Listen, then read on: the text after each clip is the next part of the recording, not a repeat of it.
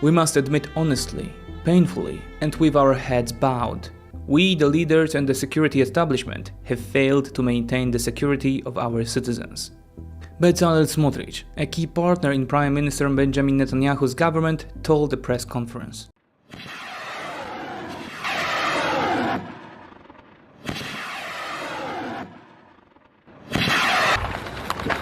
The thought of 2,000 Hamas terrorists getting control of towns in southern Israel and overcoming a multi-billion-dollar security system, I don't think was on anybody's radar screen in terms of possibilities.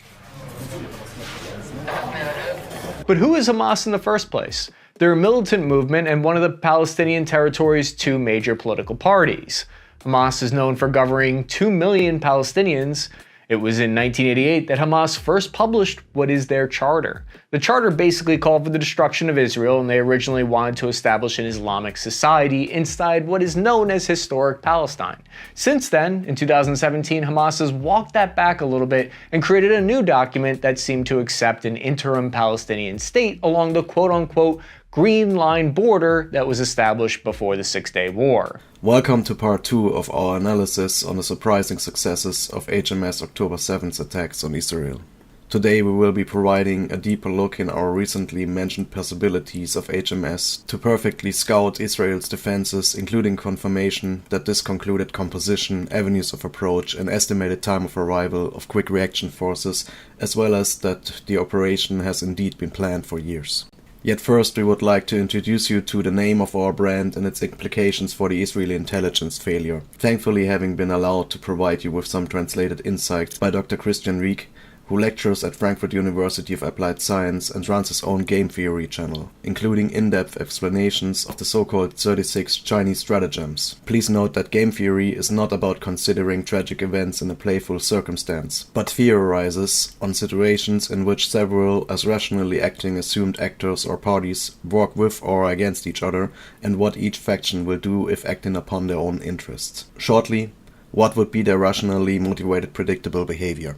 The specialty of game theory hereby is that rational behavior is being observed separately from psychological aspects, which are accounted for yet more in a function as a strategic factor to be used, which is why a certain emotional distance is required for undertaking such analysis. Mostly we tend to interpret a situation heavily psychologically biased, which leads to in-depth conclusions like, well, they are just brutal, they are just dumb, the other side is just evil, or, which all fall very short of a holistic analysis on of opponent's motivations and rationale, as the other side only takes certain actions when promising itself an advantage or gain from it. So how can it actually be that if we assume rational players, suddenly such a large, well-orchestrated attack can happen while the opposing side did not take any notice?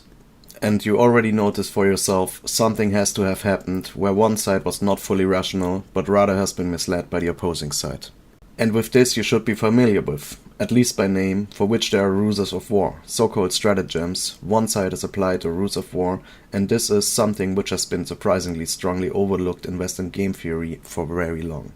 We are very much focused on what happens if one faction does not manage to outsmart the other, as all players were equally smart, yet in every warlike confrontation at one or another spot such a ruse has been employed. And which ruse is it now that has been applied here? Well, Dr. Reek would say this has been stratagem 27. Note, by Chinese origin, the stratagems are numerically listed from 1 to 36, of which number 27 has been applied here, which is called Fain Madness, but keep your balance. HMS managed to portray itself as weak and some kind of foolish, like a small band occasionally inflicting some needle stitches here and there. In the background yet, they actually coordinate very effectively and manage to orchestrate a very large area assault on a wide front. Israel had relied on fences and barbed wire as protection and defenses here. They possibly didn't expect an organized attack pre-planned to destroy these obstacles.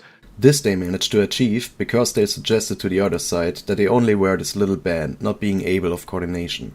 They left a false impression on the opposing side, which in this case fully fell for it. So for example, in the case of Israel, it would have been highly recommendable that someone just occasionally would have looked through one of these books to possibly realize, right, there actually exists this strange stratagem 27. Could it be that this is happening here right now?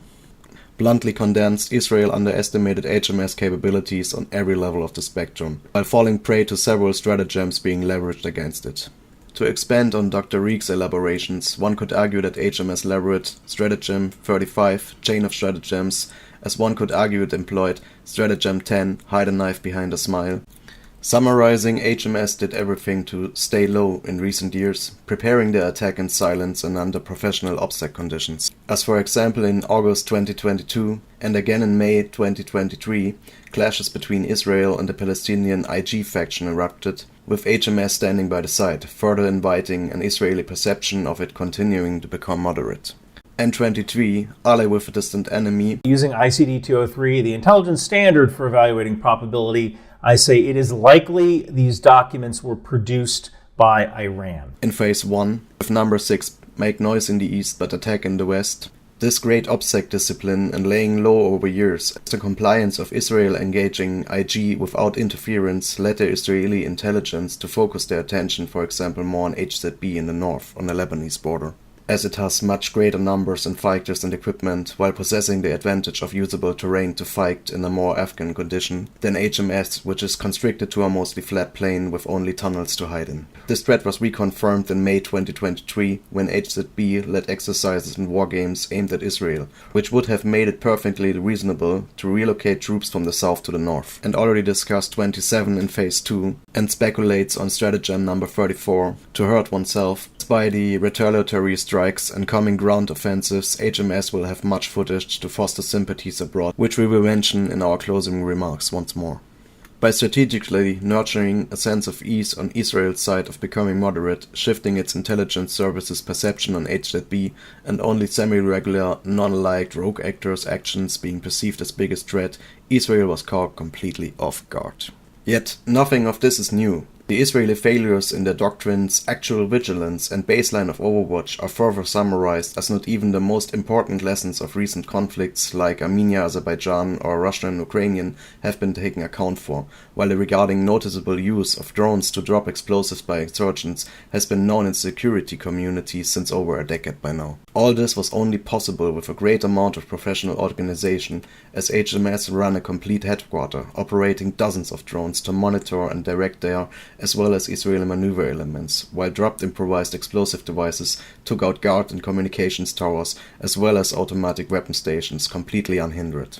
Where were Israel's electronic warfare capabilities, its drone jammers, and how could HMS keep operating for hours, which we will discuss in our coming SOP technical and chain of command failures excerpt. Even now, Israeli formations gathering for the coming ground offensive in Gaza are huddled up very close, with very little dispersion, concealment, or noticeable drone protection, except for the massive rise in all sorts of cages on Merkavas and other vehicles surfacing. As elaborated by much more experienced analyst Mr. Ryan Macbeth, dissecting a captured HMS operation order, HMS preparations have not only been professional, but outstandingly diligent. One of the documents that was captured was an operations order. An op order is a directive issued by a command to subordinate commanders for the purpose of effecting the coordinated execution of an operation. An op order follows the 5-paragraph format. Paragraph 1 is situation, 2 is the mission, 3 is execution, 4 is sustainment, and 5 is command and signal.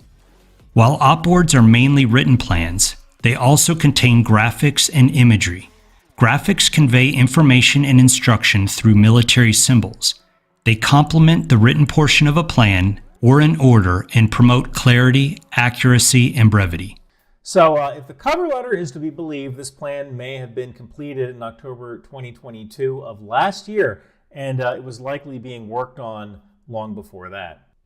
The group approaches from 49th Street, then 50th Street in the global intersection gate of Melfisim. The crew will stay in the global intersection southwest of Kibbutz Melfisim to secure the intersection. The first group will open a gap in the fence and attack the kibbutz from the southwest.